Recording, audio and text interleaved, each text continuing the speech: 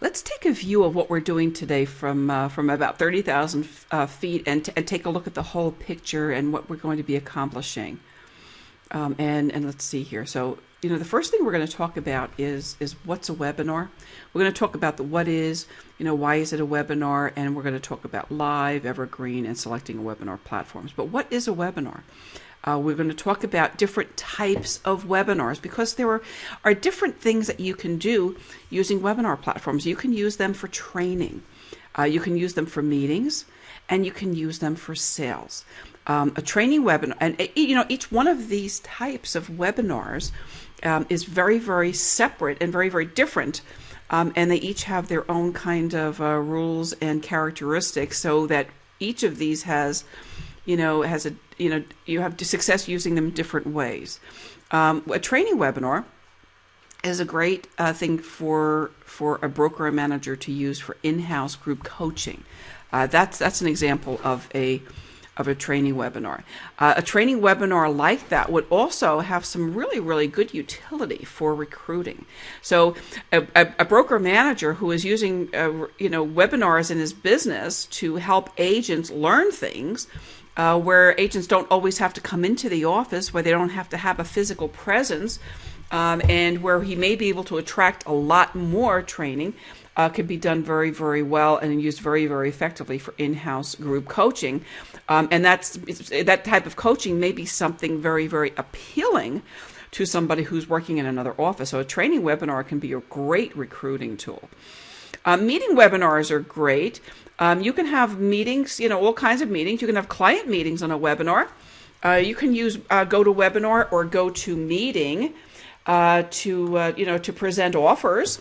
I can't tell you how many times that I was working with sellers and or buyers and people were all in different physical locations, sometimes around the world.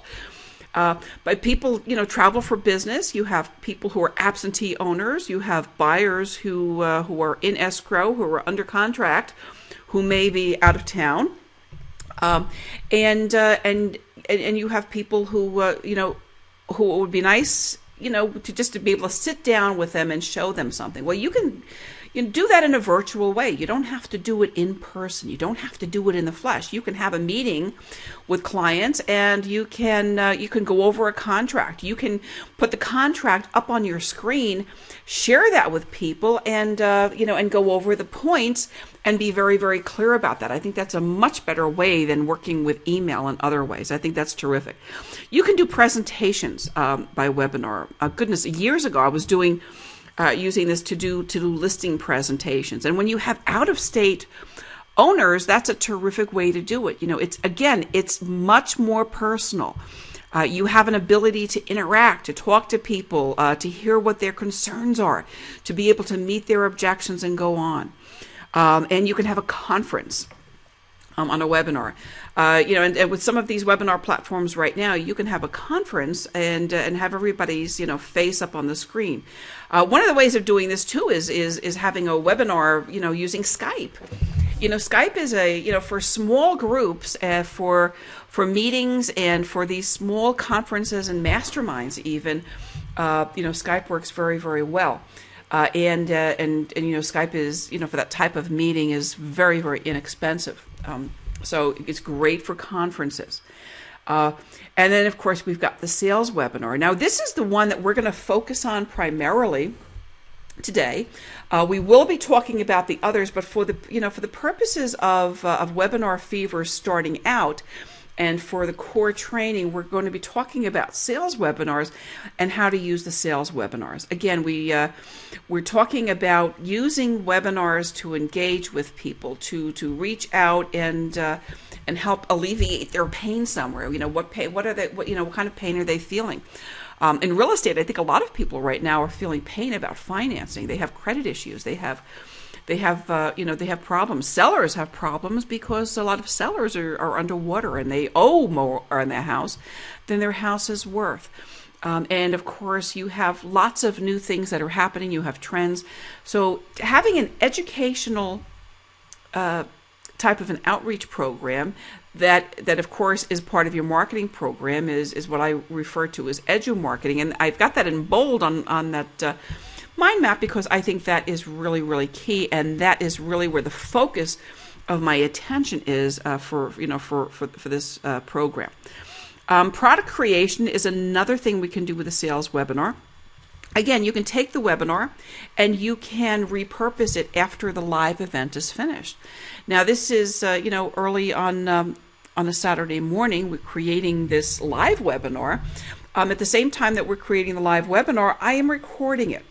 And when I have finished recording it, I'm going to be doing some other stuff with that recording, and you can do this anywhere. So we're going to talk about other niches and some advanced techniques about working with this material.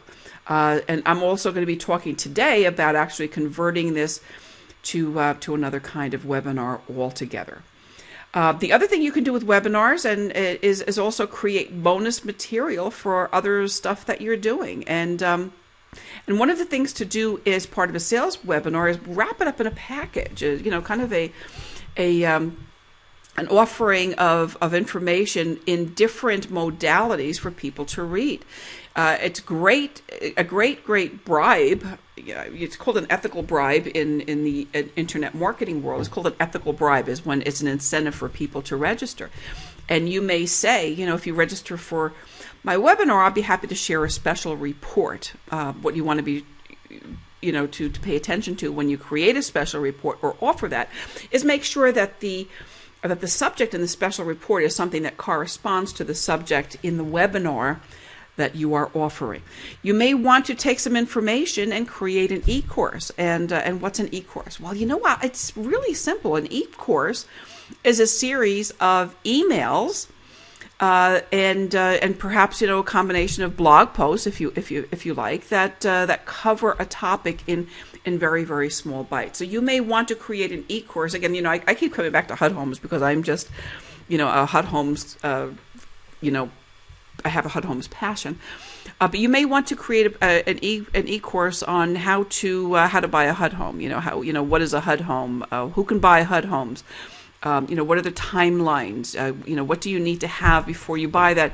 In a series of emails that may be actually linked to a blog post or a video, and then schedule those emails to go out on once a day over a week or so, or maybe every other day, and then call it an e-course. What it is it's a drip autoresponder system, and that's what we used to call it. We used to say we have a drip campaign, and an e-course is really a nice euphemism for an email campaign that contains valuable information that people will use to help them understand how to do something better.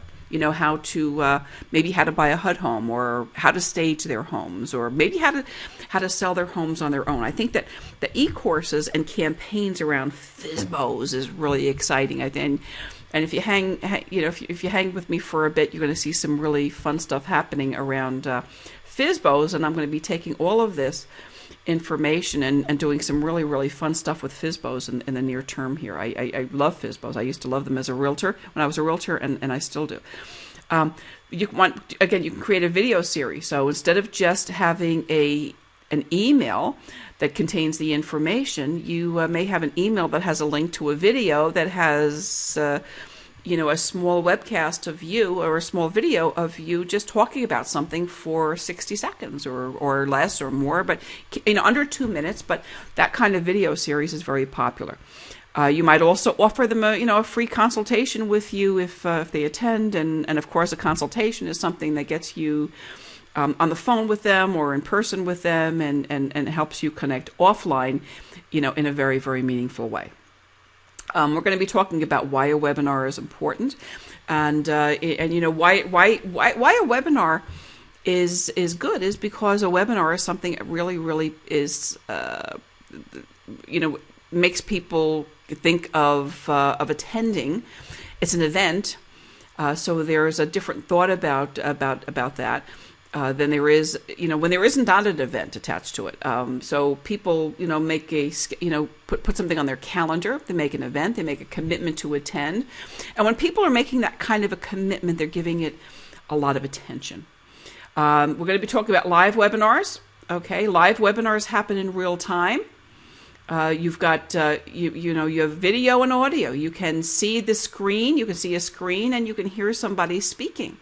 When you see the screen, you can see the presentation, and sometimes you can also see the presenter.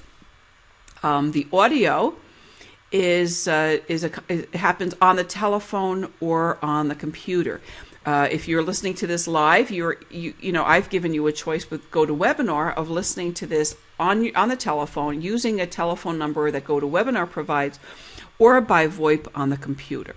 As a webinar presenter, you should understand and you should know that when people have, an opportunity to do one or the other, that a telephone is the type of audio receiving instrument that really works best. And if you're going to start doing webinars and you haven't already, what you will find, I guarantee, over time is that you will have a lot of people who are listening to it on their computer who will say they're having great difficulty. A lot of the difficulty in listening on the computer is difficulty that is an absolute function of a person's computer and or connection. And I know that if I have hundreds of people on the line, I may have, let's say 600 people on a line. If I have 500 who can hear me fine, and there will be 100 who will always say, maybe not that many at a time, but usually there's a fairly good sized number and percentage of people who just can't hear it. And again, that becomes another reason for for people to start thinking about what we call an evergreen webinar. Okay, an evergreen webinar is not something in real time. It has the video. It can be somewhat interactive, but it's different. Okay, it is different because it's pre-recorded. It's automated. What I'm going to be doing with today's live webinar is taking the video or videos, because I'm going to have a lot of videos, and I'm going to be creating some evergreen webinars. And those are evergreen webinars that will contain video. They will also, my evergreen webinars will simulate a live webinar, and there will be a feeling by the people who are attending that, they'll have a sense that it's happening live. There are certain presentation skills attached to doing a live webinar, that can be used well as an evergreen webinar. And I'll give you an example. I promised you earlier that I would share with you, a mistake and a faux pas. Now, if I was really, really paying attention, I would probably not say this morning or this afternoon or this evening or make it, or refer to the time of day. I would not refer to the date or the season, because an evergreen webinar is something that is not, it's something that somebody can listen to anytime.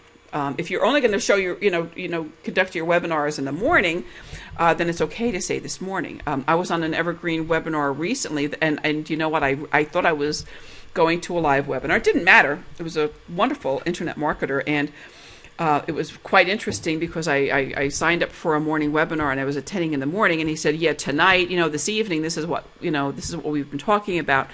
And it was obvious to me that it was an evergreen webinar, but it was also obvious that he kind of missed it, because if he was planning an evergreen webinar when he did it live, then he probably would have avoided saying that. And if he hadn't said that, I probably would have been left wondering, was it live or wasn't it?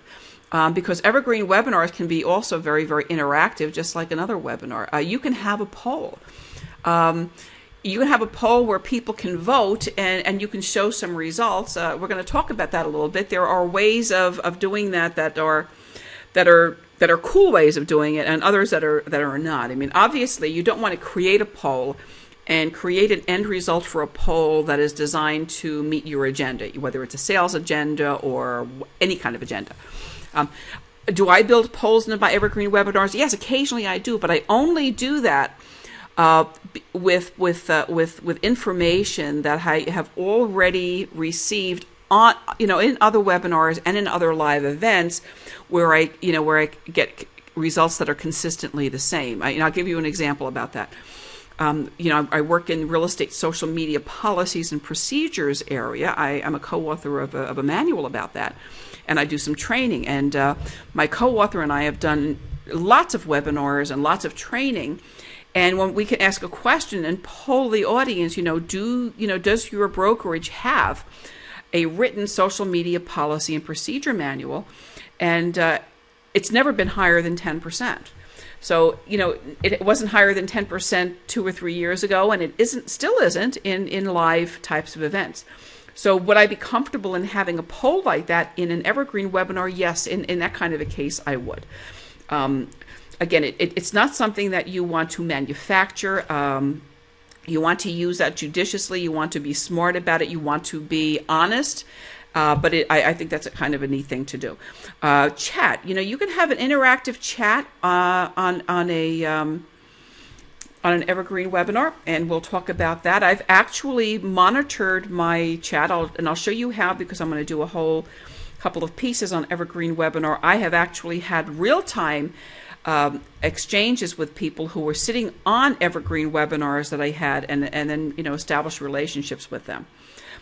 There's no voice, no voice on an evergreen webinar. You can't, jump in the middle of it. You can't, involve yourself in live, in real time, on an evergreen webinar, because it's video based. So, you should know that. Selecting a webinar platform. We'll talk about some different webinar platforms because there are, different types of webinars. So for live webinars, what do we want to think about? What do we recommend? What do we talk about? I'll tell you what I think. And I'm going to add one here too. Hold on a second here. I'm going to add Skype. And I'm going to add one more here. I'm going to add Yugma. Okay. One of the things I like about the mind maps is that in the middle of a presentation, if something occurs to you, you can just make a change on the fly. You can't do that with a PowerPoint presentation very, very easily without going back, and that's a little bit more of a commotion. That's one of the reasons I like my mind mapping. So let's talk about live webinars here for a second, and what I recommend and what I think you should take a look at. I think GoToWebinar is really good right now. They certainly had their challenges for some years with technology. It was very, very spotty. It was really not very, very reliable for a long time. I was very disenchanted with them, but they really have come a long way. One of the nice things that they have going for them right now is it's called HD Faces, where you can actually have the picture of the presenter, not just a picture, but a live view with your webcam while you're presenting. I could have done that with this series here right now. The reason I didn't was because it just came out of beta. I've seen a couple of people use that in their webinars. They did not do it very successfully. The only real successful applications I've seen so far have been, in GoToWebinar training tutorials, and so I didn't want to take that chance. I will be doing it very shortly. As soon as the first round of these webinars is finished, I'm going to move my platform over to that. What happens is once you go from the platform as it exists now and you change to that, you can't go back. So because this is what I know and this is what I've done and I've got it down, I just didn't want to risk that. But GoToWebinar is great. They have lots of really, really good functionality. They've got all their bases covered, and I think that's a good one. WebEx does a terrific job. WebEx really is the gold standard of webinar technology. WebEx is great, but it's more expensive for the most part. So you pay a lot more. And it's great. I've presented on WebEx many times, and it's a good program. If you want to check that out, that's great. If you're going to be doing lots of webinars, definitely check it out. And talk to the reps who are answering the phone and cut a deal. There's a lot of negotiating that happens in webinars. Instant Teleseminar I like. It's a little more static than the others. You have to upload your PowerPoint, so you can't really you can't really, work with animations and things, and it's uploaded to their platform, so you can't make any changes to anything once it's there. But it's really, really easy to work with once you've uploaded it. It's very easy to advance, and it's very, very easy to operate. I'm going to do a separate video here on a couple of the workarounds, but I think that's a very, very good service. A couple of good things that I like about it a lot are the fact that it creates a really great landing page, and it creates a recording of your webinar that's available immediately afterward, and that's pretty neat. So instant teleseminar, and the other thing is that it's a teleseminar service as well. Certainly, if you wanted to use GoToWebinar as a teleseminar service, you can also do that, and then of course you would be using the telephone number primarily, and that's the whole idea with teleconferences. Although you can also listen to it online. So if you don't want to be interacting, or you might even be interacting. The VoIP is okay for some people. I personally have no problem with VoIP. I have no problem with computers, working with the computer speakers and microphones versus the telephone. But again, if you're going to be doing this, you need to know as a presenter that a lot of people will have that problem. There's a new platform now called AnyMeeting at anymeeting.com. That's a free live webinar platform, and they do recording. I looked at it. I haven't used it yet. I've seen some people using it. It seems to have lots of really good features, lots of good functions, and I think it's definitely worth looking at. They have a paid version. The free version is supported by advertising, and if that's if you think that's all right, that's fine. I personally, I don't think that coming up with a webinar that has advertising for all kinds of products around it is really, really a good idea for a professional. I think it looks a little cheesy, to be honest with you, but people are using it, they're happy with it, and the paid version looks pretty neat. There's another company called Stealth. They started with Evergreen Webinars, and I haven't used this one yet. I don't think that they're as fully featured as some of the others, but I hear wonderful things about their customer service, and that's the reason I'm mentioning that here. I've heard people talk about it. People like Frank Kern, who is Mr. Big in the internet marketing community. Frank Kern is probably the single most brilliant internet marketer on planet Earth. And in a book I recently read about webinars by Lewis Howes, he talks about Stealth, and he's been using Stealth. So I think it's worth mentioning. I haven't used it myself, but I think you can take a look at that. Skype, again, for small groups.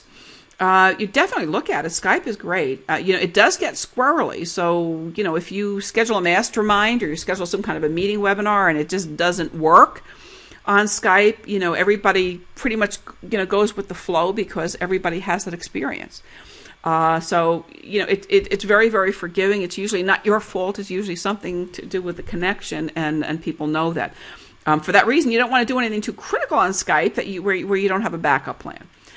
There's a platform called Yugma that also is a live webinar platform. Yugma, I used to use that quite a bit. They also had a paid platform. They had paid and a fee platform. Quite interesting. You might want to go and check that out. Yugma also has a plugin for Skype, so you can use Yugma in conjunction with Skype to conduct your webinars. And I used to do quite a bit with them and like them a lot. There are some that have just come off the market and either been bought out by somebody or just not worth talking about. There are, the other thing about live webinars is there are a lot of companies that offer webinars right now as part of multi-level marketing programs, and most of those, to be honest with you, that I've looked at, I don't like. I don't like the features that are that are attached to them. Some of them may be very, very easy, but they're really not as robust as the stuff that I look at. So when they're part of a multi-level marketing plan, I tend to stay away from them. The features that you want to look at, or what kind of presentations can you give on that? If you want to be able to use lots of different types of presentations, you're going to go with something like GoToWebinar. If you want to go on the live web, you're not going to use somebody like Instant Teleseminar, for instance, or some others. So take a look and see how featured they are. What do you want to do? What kind of presentations do you want to give? And take a look at that. If you want to go live on the web, it's going to just leave certain people out. So take a look and see what the features are, and what you want to do. Take a look and see what their registration procedures are like. Some of them will build a list for you and give you a list of registrants and give you a list of people who attended, tell you how long they attended, and then collect other information. GoToWebinar will do that. It will collect the information from the survey that you put out. It will also collect any engagement that happens when people are online. So when you pull up an Excel spreadsheet after you have completed a webinar, you will get the person's name, you'll get their email address, you will get the results of the survey that they filled in, you will get any text transcripts of chat that they've had, and also if they have responded to polls that you've created, you will get that as well. I like to be able to work with integrated cross-channel features in my webinar. I'm just tired. I have grown weary of working with a million channels. Working with multiple channels, multiple communication channels is not the same as cross-channel marketing. Working with multiple channels means you have more stuff to do. It means you have more technology to keep track of, in many cases, more technology to pay for. And if the technology doesn't talk to each other, it's a pain in the neck. So I have really, 2011 and 2012 have been a time that I've come together and really, married my technology so that I'm working with fewer platforms, but the technology talks to each other. In terms of the webinar, it's one of the reasons I'm working with two autoresponder systems, Aweber and Instant Customer. It's because I can take my Aweber account, and I've been collecting registrations, from GoToWebinar, and I can do it in one process instead of two. I can make my Aweber account and my Instant Customer account talk to each other. So if I'm getting a new customer registration on Aweber, I can send that to a campaign in Instant Customer, where I have the ability to work with SMS text messaging, and I can create the QR code, and I can work with voicemail marketing, and I can have a built-in evergreen system, and I can have a contest platform where I can give away a free gift or whatever. So having integrated cross-channel features to me is very, very important. If that's not important to you, then almost anything works. But the choices that I've made in my technology, the technology that I'm talking about on blogmotherfran.com, everything that I talk about really has an eye to marrying technology and to making technology work and talk to each other, one channel to the next, to make it easier to build your business, to collect registrations, to build a list, to communicate with the people on your list, really to connect with them, build their trust, build your credibility, build your expert authority. And at the end of the day, have them, engage with you in a transactional relationship, buy something from you. Sell something through you, hire you as a consultant. If you're a vendor and you sell something else, people will be buying. So it's a matter of establishing a relationship and enough trust that those are people who want to do business with you. And I think that's accomplished much more easily with a cross-channel system. And then, of course, finally, and last but not least, are evergreen webinars. And I've got two different evergreen webinar systems. I had Evergreen Business Systems first. It's a really neat system. I'm going to explain them both to you. And I have an Instant Customer evergreen webinar that's really, really easy to use, very, very simple, and it works with everything else that you have. So I'll tell you what I'll be doing. For instance, this webinar right now, this view from 30,000 feet will be a a webinar that I will move into and create an evergreen webinar. I'll create an evergreen webinar at Instant Customer. I'll also create an evergreen webinar at my EBS system here. And I will do that within another video. So after I have created this video, first thing I'm going to do is I'm going to move it over into the platform that we have for you over on Kajabi, on my membership site on blogmotherfran.com. Then I'm going to take that same video, I'm going to create an evergreen webinar, I'm going to create a landing page, I'm going to create a campaign around it, and I'm going to do that in a way that you can look over my shoulder and you can see exactly how I do that every step of the way.